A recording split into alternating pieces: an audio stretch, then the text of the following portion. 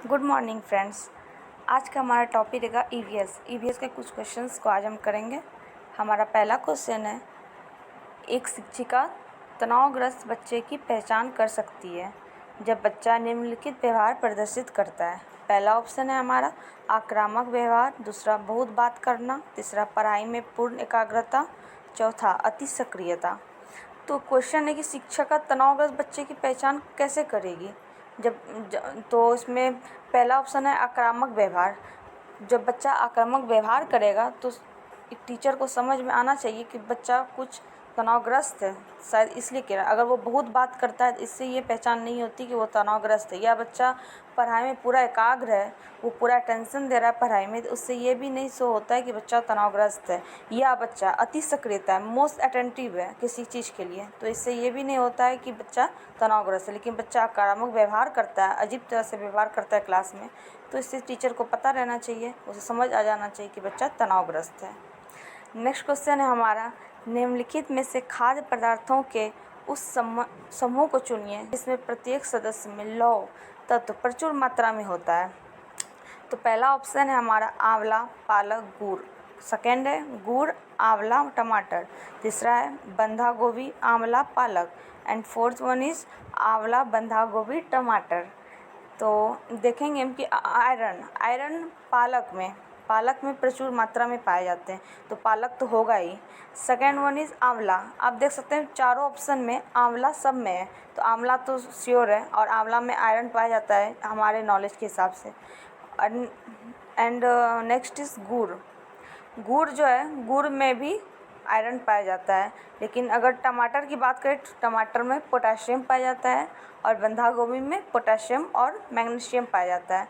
तो टमाटर और बंधा गोभी तो होने से रहा, इसलिए फर्स्ट वन इज़ आंवला, पालक एंड गुड़। नेक्स्ट क्वेश्चन है हमारा, पक्षियों में से कौन काफ़ी हद तक अपनी गर्दन को पीछे तक घुमा सकता है। तो पक्षियों में पहला ऑप्शन है हमारा कोयल, एंड सेकेंड वन इज़ कौवा, थर्ड वन इज़ उल्लू, एंड फोर्थ वन इज़ मैना। तो काफ़ी हद तक गर्दन जो है उल्लू ही घुमा सकता है। अगर पूछा झटके से कौन पीछे आगे कर सकता है गर्दन को, तो उसमें आंसर मैना होगा। लेकिन उल्लू जो है 270 डिग्री अपना गर्दन को पीछे रोटेट कर सकता है, इसलिए उल्लू आंसर सही होगा। लेकिन हाँ, याद रखना, अगर झटके से पूछा कौन कर सकता है पक्षी, तो मैना हो जाएगा answer. And fourth question is Golconda किला किसने बनवाया। तो हमारा पहला ऑप्शन है इसमें काकतीय राजवंश, एंड सेकेंड इज चोल राजवंश, and third one is Pallava राजवंश, एंड नेक्स्ट इज चालुक्य राजवंश। तो मेरे हिसाब से गोलकुंडा किला का जो किसने बनवाया, तो काकतीय राजवंश ने गोलकुंडा किला बनवाया है। नेक्स्ट इज निम्नलिखित में से क्या ईवीएस में आकलन का एक व्यापक संकेतक नहीं है। तो इसमें हम देखेंगे कि निम्नलिखित पहला ऑप्शन है समानता के प्रति सरोकार, सेकेंड इज अवधारणा मानचित्रण, तीसरा है सहयोग, चौथा है न्याय के प्रति सरोकार। तो इसका आंसर होगा अवधारणा मानचित्रण, मतलब कंसेप्ट मैपिंग। कंसेप्ट मैपिंग आप जान रहे हैं कि एक कोई टॉपिक रहता है, उसका कोई 2 पार्ट होता है, फिर उस पार्ट का पार्ट होता है, तो एक तरह से कंसेप्ट मैपिंग होता है, उसको कंसेप्ट मैपिंग कहते हैं। लेकिन उससे हम बच्चे का विस्तृत रूप से आकलन नहीं कर सकते हैं, उसके लिए हम बच्चे को एक्टिविटी करवा सकते हैं या फिर कुछ और प्रोसेस करवा सकते हैं, इसलिए आंसर होगा अवधारणा मानचित्रण। हमें याद रखना है ऑप्शन में नहीं है, तो नहीं को ध्यान से क्वेश्चन पढ़ के उसका आंसर देना है। नेक्स्ट क्वेश्चन है, तमिलनाडु के निकटवर्ती राज्य कौन है। तो तमिलनाडु साउथ में पड़ता है, जो कि सबसे नीचे है, और तमिलनाडु जो है अपना बॉर्डर केरला, कर्नाटका और आंध्र प्रदेश से शेयर करता है। बाकी ओडिशा और महाराष्ट्र, छत्तीसगढ़ से ये किसी प्रकार से अपना बॉर्डर शेयर नहीं करता। आप मैप में भी देख सकते हैं कि वो सबसे नीचे है, और उससे में ये तमिलनाडु जो है बस आंध्र प्रदेश, केरल और कर्नाटका में ही अपना बॉर्डर शेयर करता है। इसका आंसर यही होगा, फोर्थ नंबर। नेक्स्ट क्वेश्चन है, निम्नलिखित में से जड़ का कौन सा कार्य पौधे के लिए नहीं है। तो जड़ का कौन सा कार्य पौधे के लिए नहीं है, इसको ध्यान से रखना है। तो पहला ऑप्शन हमारा भोजन संचित करना, दूसरा है ह्यूमस उपलब्ध कराना, तीसरा है पौधे को सहारा देना, चौथा है जल तथा खनिजों का अवशोषण करना। तो नहीं है, तो नहीं में क्या कार्य नहीं करता है, तो भोजन संचित करना नहीं होगा, क्योंकि भोजन संचित करना कुछ रूट्स का ही कार्य, जैसे कैरेट हो गया, रेडिश हो गया, बीट रूट हो गया, ये कुछ ही है जो भोजन संचित करता है। बाकी जो प्लांट है वो भोजन संचित नहीं करता है। पौधे को सहारा देना ये करता है, ह्यूमस उपलब्ध कराना ये भी करता है, रूट का काम है। जल तक खनिज का अवशोषण करना ये भी रूट का काम है। भोजन संचित करना ये रूट का काम नहीं है। नेक्स्ट क्वेश्चन है, कुडुक कहाँ के लोगों की भाषा है? तो कुडुक जो है एक लैंग्वेज है जो कि झारखंड में मुख्य रूप से बोली जाती है, तो उसका आंसर होगा झारखंड। नेक्स्ट क्वेश्चन है, प्राथमिक स्तर पर अच्छी ईवीएस पाठ्यचर्या में क्या होना चाहिए? पहला ऑप्शन है हमारा पाठ के अंत में अधिक अभ्यास प्रश्न सम्मिलित करना। दूसरा है अपने आसपास को खोजने का अवसर प्रदान करना। तीसरा है संकल्पनाओं की विस्तृत व्याख्या पर अधिक एकाग्रता। चौथा है पदों की यथार्थ की परिभाषा पर अधिक बल देना। अच्छी ईवीएस पाठ्यचर्या में सबसे बेटर होगा जहाँ बच्चा एक्टिव है। तो बच्चा एक्टिव कहाँ है? बच्चा एक्टिव वहाँ है जहाँ बच्चा खुद कार्य कर रहा है, खुद खोजबीन कर रहा है, खुद सक्रिय है अपने इन्वायरमेंट में। तो इसमें पहला ऑप्शन अंत में अधिक अभ्यास प्रश्न सम्मिलित, ये तो हो गया रटना या फिर बस रट रहे हैं लिख रहे हैं, तो ऐसा ऑप्शन तो नहीं होगा, इसमें बच्चा कहीं से भी सक्रिय नहीं है।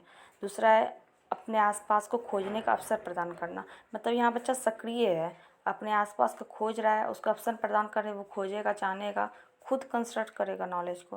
तो ऑप्शन होगा सेकेंड नंबर आंसर। बाकी थर्ड नंबर भी नहीं होगा, फोर्थ नंबर भी नहीं होगा, इसमें बच्चा का कोई रोल ही नहीं है, बच्चा यहाँ एक्टिव ही नहीं है। हमें बस ये ध्यान देना है बच्चा कहाँ एक्टिव है। नेक्स्ट क्वेश्चन है, निम्न शहरों में से किस रेत के टीले कहा जाता है? इसका आंसर होगा अबू धाबी। अबू धाबी जो है पूरा डेजर्ट से ही घिरा हुआ है, ज़्यादा यहाँ पर डेजर्ट ही अधिकतर है, तो ये अबू धाबी जो है रेत का टीला कहा जाता है।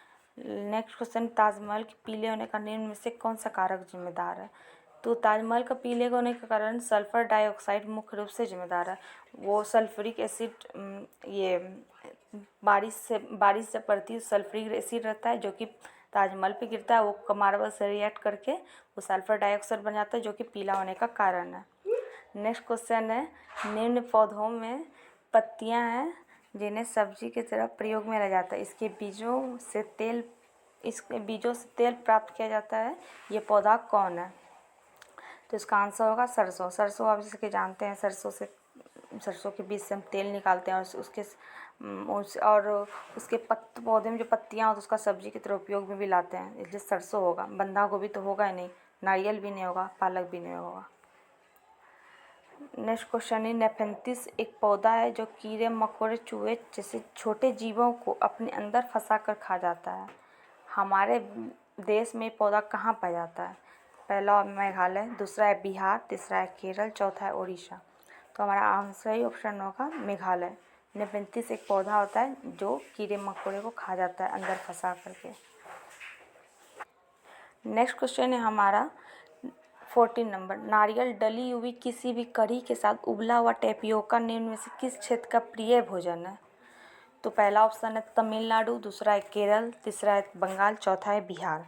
तो केरल में मुख्य रूप से उबला हुआ टेपियोका को खाया जाता है, वहाँ पर फेमस भी है, वहाँ पर लोग बहुत पसंद भी करते हैं, तो इसका आंसर हो केरल।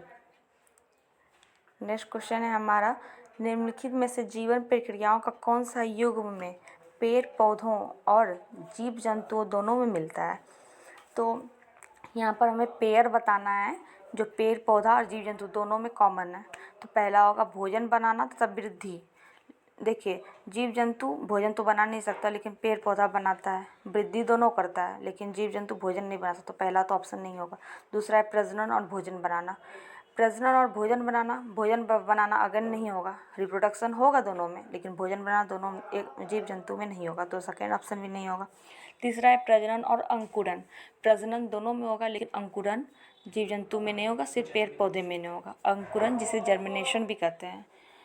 चौथा है वृद्धि और प्रजनन। तो वृद्धि और प्रजनन, वृद्धि मीन्स ग्रोथ, प्रजनन मीन्स रिप्रोडक्शन। वृद्धि जो है पेड़ पौधे में भी होगा, जीव जंतु में भी होगा, लेकिन प्रजनन जो है दोनों में होगा, प्रजनन भी पेड़ पौधे में होगा, जीव जंतु में भी होगा, इसलिए लास्ट ऑप्शन सही होगा। पंखुड़ियों के अंदर फूल के बीच में कुछ पतली पाउडर जैसी रचनाएं दिखाई देती हैं, जिन्हें क्या कहते हैं? पहला है पराग कोष, दूसरा है पराग, तीसरा है मलांकुर, तीसरा है वर्तिकाग्र।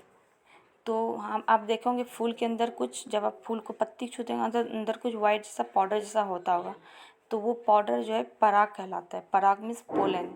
तो आंसर होगा दूसरा पराग। नीचे दिए गए सभी जानवरों में निम्न में से कौन सी विशेषता पाई जाती है? तो छिपकली, गौरैया, कछुए और सांप। तो ऐसा ऑप्शन बताना है जो सब में कॉमन हो, जो छिपकली में पाया जाता हो, गौरैया और कछुआ, सांप, चारों में। तो वे जहरीले होते हैं। देखिए सांप जहरीला होता है, छिपकली भी जहरीला होता है, कछुआ भी जहरीला नहीं होता है और गौरैया भी नहीं होता है। तो पहला तो नहीं होगा। वे सिर्फ भूमि में रहते हैं। देखो छिपकली तो भूमि पे रहते हैं, कछुआ पानी में रहते हैं, गौरैया भी भूमि पे रहते हैं, सांप भी भूमि पे ही रहते हैं और गौरैया जो है उड़ते हैं। नेक्स्ट क्वेश्चन है हमारा, नीचे दिए गए सभी जानवरों में निम्नलिखित में से कौन सी विशेषता पाई जाती है? तो ऑप्शन है, जब वे जहरीले होते हैं, वे सिर्फ भूमि पर रहते हैं, उनके शरीर साल से ढके होते हुए अंडे देते हैं। वे जहरीले होते हैं, तो इसमें छिपकली, गौरैया, कछुआ, सांप में से जहरीला जो है सांप होता है जहरीला, छिपकली भी जहरीला होता है, लेकिन गौरैया, कछुआ जहरीला नहीं होता है। और नेक्स्ट है, वे सिर्फ भूमि पे रहते हैं, तो गौरैया तो उड़ता है, बाकी सब भूमि पे रहता है, तो ये भी नहीं होगा। उसके शरीर साल्क से ढके होते हैं, साल्क में स्केल्स होते हैं उसके शरीर पे, तो सांप के शरीर पे होते हैं, कछुए के शरीर पे होते हैं, छिपकली के शरीर पे, लेकिन गौरैया के शरीर पे पंख होते हैं, स्केल्स नहीं होते हैं, इसलिए ये ऑप्शन भी नहीं होगा। नेक्स्ट है, वो अंडे देते हैं, तो अंडा तो छिपकली भी देता है, गौरैया भी देता है, कछुआ भी देता है और सांप भी देता है, इसलिए लास्ट ऑप्शन सही होगा। नेक्स्ट क्वेश्चन है, ग्रामीण क्षेत्रों में गाय के गोबर से झोपड़ी की दीवारों और फर्श को लिपा जाता है, उन्हें फर्श को प्राकृतिक रंग देने के लिए। दूसरा है प्राकृतिक रंग देना होगा तो ऑब्वियसली पेंट करा लेगा, इसे गोबर देने का कोई मतलब नहीं है। दूसरा है कीड़ों को दूर भगाने के लिए। तो कीड़ों को दूर भगाने के लिए हो सकता है, क्योंकि अगर बैक्टीरिया उसमें एक बैक्टीरिया पाया जाता है जो इंसान के लिए हार्मफुल होता है, लेकिन कीड़े मकोड़े के लिए हार्मफुल होता है, इसलिए अगर उससे घर को लीपा जाता है तो वो कीड़े मकोड़े को दूर भगाने में मदद करते हैं। तीसरा है चिकना बनाने के लिए। ये तो कोई सेंस नहीं होगा कि उस चिकना बनाने के लिए गोबर का उपयोग करेगा, उसे पुट्टी भी करा सकता है। नेक्स्ट है घर्षण बनाने के लिए। तो घर्षण बनाने के लिए भी नहीं होगा, तो कीड़ों को दूर भगाने के लिए यही एक ऑप्शन होगा सही। नेक्स्ट है, वर्तमान अध्ययन पाठ्यक्रम की 6 मुख्य थीमों में से कौन से एक नहीं है? तो इसका पहला ऑप्शन है भोजन, आवास, हम चीज़ें कैसे बनाते हैं। नेक्स्ट है काम और, तो इसका आंसर होगा काम और जेल, क्योंकि 6 मुख्य थीम में से आप ईवीएस का देखेंगे उसमें 6 मुख्य थीम है, जिस पे पूरा ईवीएस बसा हुआ है 1 to 5 में। तो इसका 6 मुख्य थीम होगा, पहला तो फैमिली है, परिवार, दूसरा है फूड है मतलब भोजन, तीसरा है वाटर है, फिर शेल्टर है और फिर एक ट्रैवल है, 6 है things we make and do. तो ये 6 मुख्य थीम है, जिसमें से काम और जेल ऐसा कोई थीम ही नहीं है, इसमें नहीं पूछा है तो काम और जेल होगा। नेक्स्ट क्वेश्चन है, खाद्य संरक्षण के लिए निम्न में से कौन सा जोड़ा ठीक नहीं है? तो खाद्य संरक्षण मतलब फूड को कैसे प्रोटेक्ट करना है, तो इसमें पहला ऑप्शन है कच्चा आम। कच्चा आम से अचार बनाते हैं, इस आप जानते भी होंगे, कच्चा आम से अचार बनाते हैं, वो बहुत सालों तक चलते हैं। दूसरा है आलू चिप्स, हम आलू से चिप्स बना कर रखते हैं, वो भी बहुत दिन तक चलते हैं, वो ख़राब नहीं होते हैं। तीसरा है दूध और पनीर। दूध से हम पनीर बनाते हैं जो कुछ दिन तक ही चल सकते हैं, ज़्यादा दिन तक वो नहीं चल सकते हैं। नेक्स्ट है सेब से जैम। सेब से हम जैम बनाते हैं, जैम जो है भी बहुत टाइम तक चलता है, वो ख़राब नहीं होता, लेकिन दूध से जो पनीर बनता है वो बहुत जल्द ख़राब हो, ज़्यादा टाइम तक नहीं चल सकता है। तो आंसर होगा दूध से जो पनीर बनता है 3rd नंबर, किसमें नहीं पूछा गया होगा। Thank you.